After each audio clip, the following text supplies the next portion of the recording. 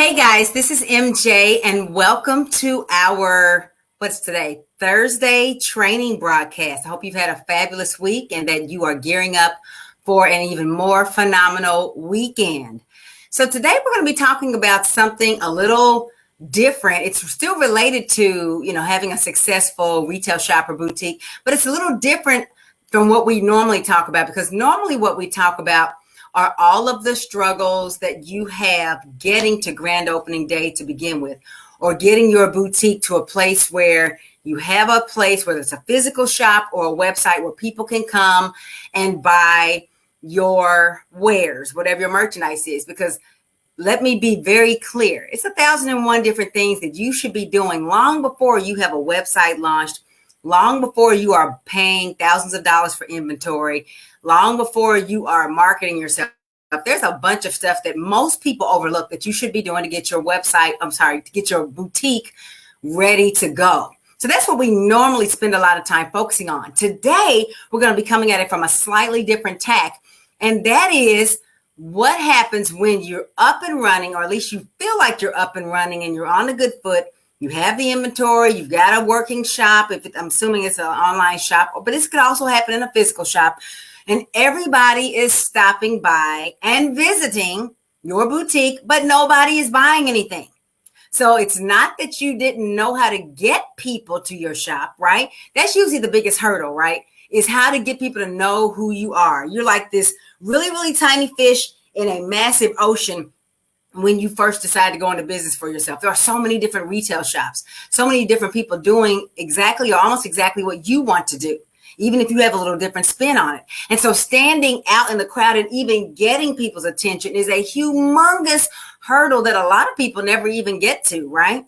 But let's say you get past that hurdle and you are able to, through whatever means, whether it's your own blood, sweat, and tears and elbow grease or sweat equity, whatever you want to call it, of getting people to your shop from an organic level, whether you are doing paid traffic, whether you've got something going in SEO out on Google, whatever method, you get people to your shop, but nobody's buying anything. That's almost as bad as not getting people to your shop to begin with, because usually by the time you have hundreds or thousands of people coming to your shop, you spent quite a bit of time and money only to still not get any results. I spoke to a woman not that long ago, about a few weeks ago, who said she had, she was looking at her website statistics, and she had like 6,000 people that had visited her shop over the course of several months, but had less than 100 purchases. Those results are devastating. That would be like, if you can imagine any type of a store in the mall having thousands and thousands of people, not just walk by on the outside, that doesn't count, but actually walk into the store, or any website where thousands of people are visiting, which means you got their attention, but then they're not buying anything. Those are devastating statistics. Less than 100 sales out of thousands. I think she said 5,000 or 6,000 different people not visiting her shop, and this is an online shop. And so that let me know right off the bat that she had done some things wrong before she launched. She did a lot of things wrong, because there's no reason why you should be able to attract people to your shop and still not get any buys from them, or not very many. And so we're going to talk about today, what are a few, there could be any number of reasons why people come to your shop and don't buy, but there are some that are within your control. And so if you want to make sure that you get the biggest bang for your buck, whether it's your advertising buck or your time buck, because as I always say, time is more valuable than money. Time is not money. Time is more valuable than money, right? If you want to get more bang for your time and for the money you're investing in your business, you want to make sure that you are doing everything you can to make sure that the people who show up are there for what you have, and they take it away with them and leave their money with you, okay? One of the reasons why you might have a lot of people visiting your shop and not buying is because you have gone after the wrong customer. You have gone after the wrong target customer. Now, one of the mistakes a lot of new people make when they go into retail business is that you want to throw a broad net out on to try to increase your chances of making a sale. Instead of drilling down and getting very specific on what your niche is, who your target customer is, where they are when they want to buy, what it is they want to buy, how they feel about buying, how much they're willing to pay, and all those things, you go very general and say, well, if I target more people, there's a greater chance of getting a sale. And that's actually, the opposite is actually true. What actually happens when you target everybody is that you target nobody, because you can't speak specifically to any one person or their needs, what they're looking for, what they're feeling, what their pain points are. So let's say I use skincare a lot because a lot of women have a skincare shop or skincare products to sell. A lot of times we will say, oh, my skincare products are for everybody, or they're for every woman. Let's say maybe it's a product that's geared towards women. Women is too broad of a target market. I know it might seem like there are some products that could go for every woman, but I would challenge you that if you really look close at what your product is or what a particular product is, there is no product that is appropriate for all women or all of any group of people, because no group of people is that homogenous. No group of people is that consistent. If you say all women, now, when you throw that broad net, it makes it extremely difficult for your advertising to be sticky. And what we mean by sticky in advertising is that it really makes an impact. It hits hard, because in order to reach your ideal customer, the one that's going to buy your product, you have to speak their language. You have to speak to their needs. You have to speak to those little triggers that are going to get them to get up off of their duff, get up off of their money, and make that purchase, as opposed to scrolling by, right? It has to be sticky. And there is no group of, and I'm just using women in this example, there's no group of women who all have the same needs, the same trigger points, the same pain points, the same economic ability, the same background. It's just not that way. It might seem like, yeah, if I sell it to all women, it'll be great. I'll get more sales. But no. The more specific you can be when you're defining your target customer, the better it will be for you when it comes time to drawing them to your website. But if you just draw in all women, a whole bunch of people are going to get there, or to your physical store, and they're going to be like, oh, I don't have anything. They don't have anything here that I want, right? Because you went too general. The more niched you are, the more specific you are when you're talking to your target customer, the more effective your messaging will be, right? So that's one reason you got the wrong people coming to your store. The next one I'm going to talk about is your value proposition. The good old WIFM, WIIFM. What does that stand for? What's in it for me? When you walk in a store, that's all you're thinking about. You are not concerned with that store's bottom dollar. You're not concerned with whether the owner is making a profit or not. All you're concerned about is what is in it for me. What is in it for me as far as what this store is selling? What problem do I have? What gap am I experiencing in my life? What need have I identified that something in this store might meet, right? So you know that as a consumer, right? That's where you're coming from. But too often, especially in the beginning, if you don't know how to properly craft your marketing and properly craft your approach to your marketing, you don't know how to express to them why they should buy this product. What's the value in it for them? Why is it worth the money that you are asking for? What is it going to do for them? And how are they going to be better off by buying your product? The value proposition is what matters to the customer. But so often we'll start out in a new boutique and we'll be like, oh, I'm doing this for my customer. I want to help women be beautiful or feel more confident. I hear that quite a bit. But really what you're thinking about is, I want to make money to pay for my kids' private school, or I want to make money so I can leave my job. And if you lead with that mentality, a focus on yourself, it is very difficult to express to a customer the value proposition that your product or service, in some cases, provides to them. And if you can't tell a person, the old WIFM, what's in it for me, or from their perspective, what's in it for them, they're not going to buy it. Because guess what? No matter how awesome your product is, at least until somebody, or before somebody uses it, it's no different than anything else on the market. That's why in my news feed, probably every day, depending on how much time I spend on Facebook in particular, dozens of boutiques go by, dozens of retail shops. And it's because I work in that field. And so they hear those words, or they see me, Facebook hear me saying those things around my phone, or they see me searching for those things. And so they're going to send me more and more of that content, right? That's how Facebook works. But none of them, or most of them, don't appeal to me. But the ones that do, the ones that I stop scrolling on, and I watch and I read, and I end up clicking and buying, are the ones who can convince me of the value proposition. And when we say value, we're not just talking about money, right? We're not just talking about money. We are talking about, again, the problem that it solves. You have to go into your retail business looking at the problem that your product solves. And if you don't see it that way, if you just see it as, oh, I'm just in the t-shirt business because everybody wears t-shirts, you're already on the wrong track. That is not a need. If everybody's wearing t-shirts, we already have t-shirts and we don't need yours. Why do people need your t-shirts? Why do people need your gadget, whatever it is? Why do people need your food product? Why do they need whatever it is that you want to sell? And until you identify that, the what's in it for me from the customer's perspective and not from your bottom dollar's perspective, you will have people driving by. You're going to have the drive-by shoppers. They're going to come, they're going to look, and then they're going to move on. Another reason why people might be visiting your shop but not buying is because you are not presenting yourself professionally.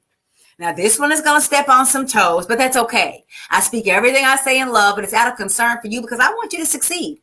I want you as a Black woman to live your best life as a boutique owner, as a shop owner, and succeed. And I'm not going to lie to you or soft sell it to make you feel better. I want you to be competent, and I want you to be well informed. And so you're not presenting yourself professionally enough. And this usually happens with people who, one, start out with limited resources, capital, and things of that nature, or people who don't know what they're doing, right? You're starting out with no guidance and you're just kind of winging it. Had somebody tell me recently, they're just doing random stuff and looking at people on the internet from the outside looking in, but trying to imitate what they're doing without being behind the curtain or behind the desk in those people's businesses. So which means you really don't have any idea what they're doing, right? And so your business ends up looking unprofessional, even online. And I would almost say especially online, because you are competing with literally millions of websites and millions of ads for people's attention. All the more that you got to have your stuff together. Your shop needs to be snatched, so to speak. It can't be raggedy. That means your website, that means your retail space in the strip mall, wherever your boutique is, it needs to be professional. But a lot of times in the beginning, because of limited resources or no guidance, people are like, I can't afford to do those things. I can't afford to have professional signage. I can't afford to have a professional website. I can't afford this. I can't afford that. Or on the flip side, you go overboard and you throw money at the problem, but you're not knowing what you should be spending that money on. And you still end up with a substandard storefront. And again, when I say storefront, I'm talking about online or in person, because even a website, that's a storefront. If I come to your website and it's too difficult to figure out where to go next, I'm done in 3 seconds. If I walk in your store, or worse, I'm standing outside your store and it looks ham scam, it looks thrown together, it looks like some old, I'm not even gonna call it mom and pop, because mom and pop stores can be professional looking. It just looks like somebody just threw some signage together and just rented a booth and all they have is 1 month's worth of rent and they're crossing their fingers. I'm not going in there because I expect everything to be unprofessional and low standard. Meanwhile, you might actually be standing inside there prepared to be very professional and prepared with a professional quality product. But everything, what is it? What's the expression that talks about, you have to look good from the outside. I can't think of the expression, but you have to have a professional appearance. And so many new shops think that being new gives them the excuse to be less professional. But that's why you could have a lot of people coming to your site, walking in your shop, and not buying anything. If I don't get a good vibe, if I don't smell good things, see good things, have a good feeling, hear good things, if I don't have that within the first several seconds, I'm done as a consumer. And that's true about your customers as well. That's true about you as a consumer. So the same standard that you uphold as a consumer for the people you spend money on or with, you need to have that same standard met in your own business. Do not use being new as a reason to look like you're unprofessional, because especially when you're new, people can be much less forgiving. And I get why. They don't know your brand. They don't know you. All they know is you've got a sign thrown up and you say you got some stuff in there. I'm going to automatically assume, even if it's wrong, I'll never know if I'm wrong though, that if you don't have a professional appearance, you don't know what you're doing and your stuff isn't good. Here's what else is true. And I know it in restaurants. I know we joke around. A lot of times it's true that the little scummiest looking restaurants have the most fire food. But guess what? A lot of times those restaurants have descended into looking like that. But when they started out, they were decent and they built up a reputation over time. So people kept going there and the word got out that the food is fire, even though they've let themselves go. You don't want to start out looking like you let yourself go and expect people to spend their hard-earned money with you. If I go by a strip mall and there's a new store in there, but they didn't even pay for professional signage and they don't have any the fixtures and everything's handwritten and it's just nobody's out there when I walk in the store to greet me. No, I'm not spending money with you. I'm not going to take the time to find out if your stuff is worth it. I'm moving on. And that is often why people are visiting your shop and not buying, because you are not looking and presenting yourself professionally. And another reason why everybody's stopping by, everybody's clicking, everybody's opening that door, but they're not buying anything, is that your messaging is not clear. Now, this kind of ties to the value proposition, but it's a little bit different. When I talk about messaging, I'm also talking about, remember I said a moment ago about if I come to your site and it's not clear what I need to do or how I can engage with you, how I can make this transaction simpler, how to move forward, clear messaging, I'm done. And a lot of times I experience this, and you might be able to relate. I experienced this when I go in, where was I most recently? And the signage was trash. Like the signs were not clear as far as what direction. This was an outdoor place, but it wasn't clear where I was supposed to go or how I was supposed to move forward. Messaging also comes in the form of what you say, especially if you're in person. Maybe you don't have a physical shop, but you're doing a pop-up shop. You're doing an event.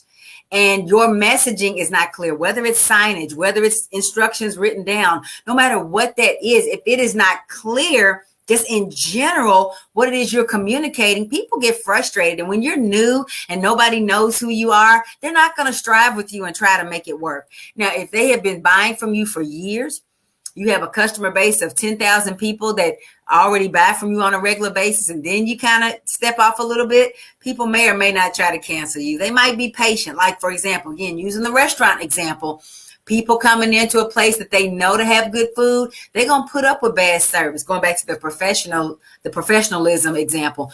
But if you're new, they're not going to do that. And if you walk in a place or you go to someone's website and things are just not clear. How much does it cost? Where do I go to buy? What do I do? Or your ad is not clear. I see this a lot. People just put anything in an ad because they think that as long as I show up in a news feed, the sales are going to roll in. That's not how it works. But the messaging is not clear as far as how people are to engage with you. They're not going to move forward. They're certainly not going to give you their credit card, especially online, because they're going to be thinking, well, who is this person? Why should I give them my hard-earned money? Why should I trust them with my credit card if they can't even put a sentence together, if they can't even spell things correctly? I'm going to step on some toes today, but MJ wants to help you, right? If I go somewhere and I'm messaging, you misspelling stuff and incomplete sentences and pictures aren't clear, ma'am, we're done. There's no excuse for being unprofessional just because you're new. Think about what you appreciate when you're buying from a person, and your store needs to be 10 times as good because they have brand awareness. They already have your loyalty. You have nothing when you're brand new, and you need to build to that point. Otherwise, people are going to keep stopping by. Maybe you have an effective ad. If people are coming by, maybe you have an effective flyer, or maybe if you're at a pop-up shop or at one of those mobile malls, maybe you got people coming by your table and they fingerprint a little bit. I do that sometimes. but I don't buy. There's a reason. And why do they go over to the other person's table? Why do they go next door? Why do they click and go to another website? You have to ask yourself, is your messaging clear in addition to the other things that we've already talked about? The value proposition. You're targeting the wrong people. Maybe your appearance is not professional. And see, in the beginning, when you are doing everything, you are your shop. You are your brand. You are your, everything that you present is what people are going to take away from it. So in the beginning, when there isn't a huge staff, when there's not a lot of people, all the more you need to be on point. But it's very difficult when you're doing everything yourself. And so I just thought of one right here. You have insufficient, your team is insufficient. Your team. So when you are new, there is a tendency for new businesses to not think they can afford staff. There is a tendency for people to think, I'm just starting out. I can't afford to pay somebody $13 an hour, $10 an hour, whatever the going rate is where you live, to be in my shop or to help me with my online store. Because make no mistake, online stores also need teams if you want to scale fast, if you want to start that job that you hate, right? The thing is, you can't afford not to have a team. I got two more stories. One is there was a grand opening of a man who opened a restaurant here in our community. It was last summer during COVID. His wife was helping him get the word out. He was social media, whatever that was. And on his grand opening day, there was a line waiting outside his restaurant. The news came. It was a big deal. And I went there to support him as well. And what I was glad to see is there were two teenagers that walked out to greet us when we were outside, to offer us water, to say, you can stand here in the shade, because, the line was long and it took a while. It was brand new, but they took the time to make sure they had people to greet their customers, because the man who owned the shop was back in the back cooking. It was his recipes, his food, right? He was back there cooking, but he didn't just say, I'll get to you when I can. And he back there trying to do everything. The money he made by having the people to greet and to take orders and all that captured more business for him so he could afford to pay them. Sure, you can try to hog everything for yourself, thinking that you can't afford it. And then you're going to watch those dollars go right out the door. You're going to watch those sales be lower because you can only do so much by yourself. And the people who are pissed off and have to leave without getting any service, do you think they're going to come back? A lot of times they don't. And that can happen even with an online shop. It's not just about in-person experiences. Even with an online shop, if it takes you days and days to produce the product or put it in the mail and all of that, for me personally, I'm not interested in coming back because there's too many shops that can ship to me the day I order it. I ordered at 2 o'clock. At 6 o'clock, I have a shipping confirmation. You see what I'm saying? Not saying everybody has to have that short of a time frame, but in your online shop, if you're finding it's taking you 4 or 5 days to get people stuff in the mail, you got to ask yourself, how much help do you need? I'm not going to say, do you need help? You do need help, and you can't afford not to have it. Pay somebody to come in there and work with you. My second story about insufficient staff is that there is an outdoor event that we have here in my city, and there's one particular booth that I go to and I buy from it. I've been buying from it for years, right? He sells African stuff. He comes from out of town, down in Georgia, all the way up here to Kentucky to be at this particular event. And I used to stand and I would talk to him, and we became good buddies. And every year I would go looking for him.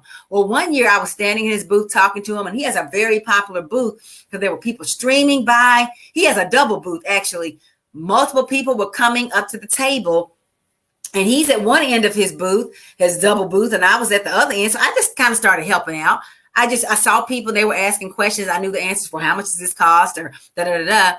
And, I'd like to buy this. And so I would capture them. I would get their money and I would wait and give it to him. I couldn't run the transaction because he had his money and he hadn't even asked me to help. I was just doing that because he's my friend. I did that for probably a couple of hours in the heat, and he was not even a couple of hours, but he saw that the money he was missing out on because people were going by and not be, they stopped by, they were interested, but they could see he had 3 people talking to him, so they weren't going to wait. So they put the stuff back and go on. He saw that the business he was making by me being there was worth having me there for longer. So he said, can you stay a few more hours and can you come back tomorrow? He ended up paying me, I can't remember, a couple $100, and I could have anything I wanted in the shop. You know, I took everything I could, right? But it was worth it because he made thousands and thousands of dollars that he could not have done by himself.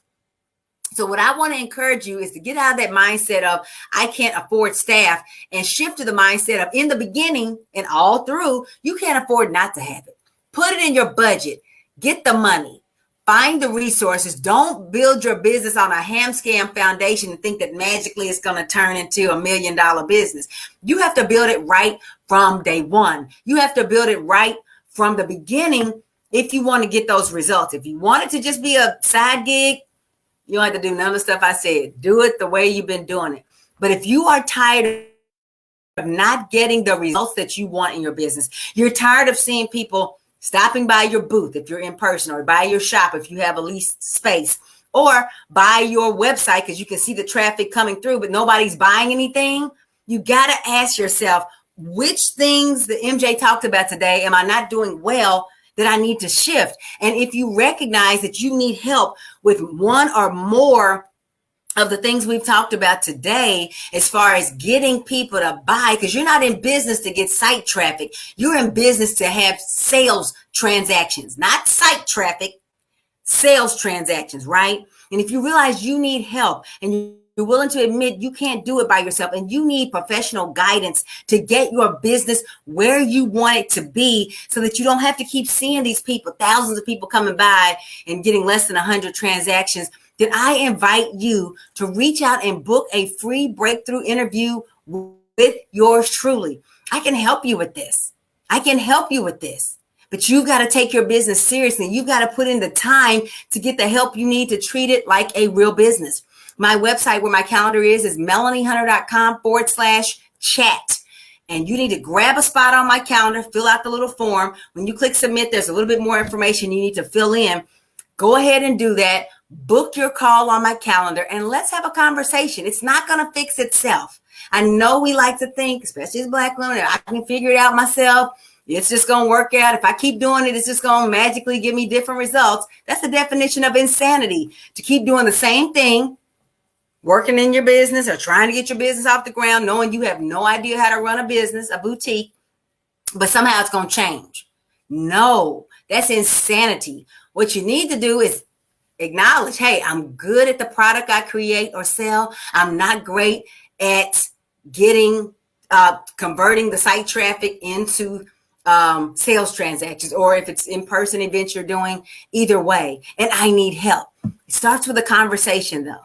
You got to be serious about your business. You got to be willing to invest time, money, energy, and every tool you need in your business, because nothing's going to be given to you. There are no free rides in this world. You're not going to get to a $100,000 business on a $200 investment. That's not what's going to happen. But what you can do is if you invest in yourself and in your dream, it's going to work out for you because you will have the right guidance to get you there. melaniehunter.com/chat. It's a free call. And it's going to be the best 45 minutes you have ever spent working on your business. You don't have to keep watching all the sales traffic going or all the site traffic going by and nobody buying from you. You can actually get the right people to your site, get them excited about what you have to offer, and have literally the products flying off your shelves and their money flying out of your wallets and out of their wallets, and everybody wins. It'll be a win-win, but it starts with this conversation if you find yourself struggling. So reach out to me on my calendar, melaniehunter.com/chat, and let's talk soon. It's been my pleasure to share with you. Hope you have a phenomenal rest of the week and a great weekend. And we will talk again next week. Meanwhile, book your call because it's never going to change until you make a change. Talk to you soon.